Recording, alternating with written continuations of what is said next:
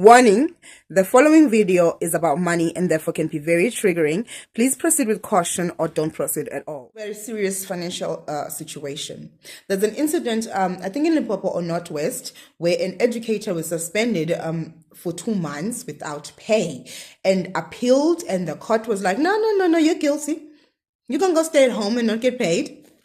So my issue here is the financial part of it. How do you protect yourself from that? And well, there's a problem that we have. People tend to think that because they work for the government, they're untouchables. That's not true.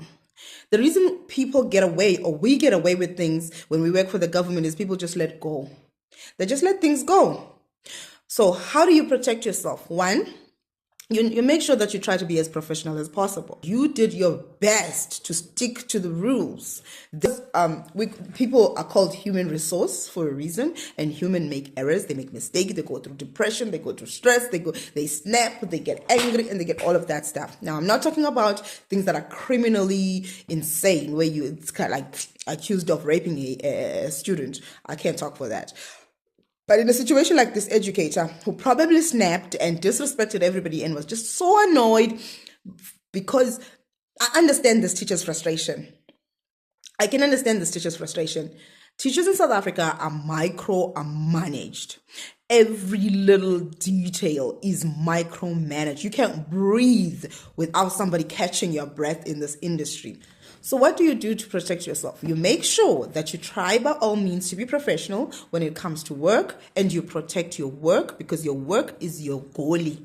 It is where you dig gold. It is like going to work in the mines. It is your goalie, so you protect it.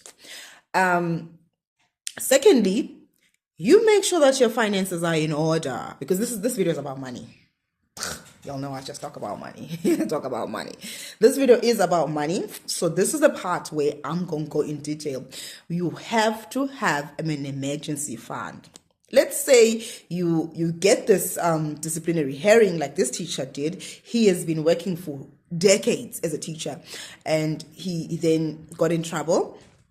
Apparently is very disrespectful, and he just didn't want to follow any work that needs to be done. He just didn't want to do anything. It's like, everything you're telling me to do, it doesn't work for me, and he didn't want to do it, and he got in trouble. Well, I'm paraphrasing, of course. There's a lot more to, because they took him to court.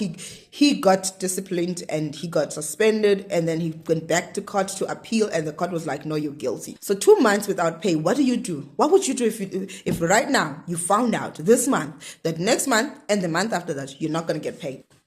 How would it affect you? And that's why I love Deb Ramsey. I've protected for myself from that. I have an income that can sustain me for 12 months. You suspend me for 12 months without pay, I can survive 12 months without pay. And as I grow, I want to make sure I can go to 24 months, maybe 36 months. So that, because I understand that I'm a human resource, and therefore I will make mistakes. And if my mistakes lead to me not getting paid for 3 months, being suspended without pay for 3 months, those 3 months, they'll be like a holiday to me, because I've protected myself as a human resource by having an emergency fund. That's how you protect yourself from crazy shit.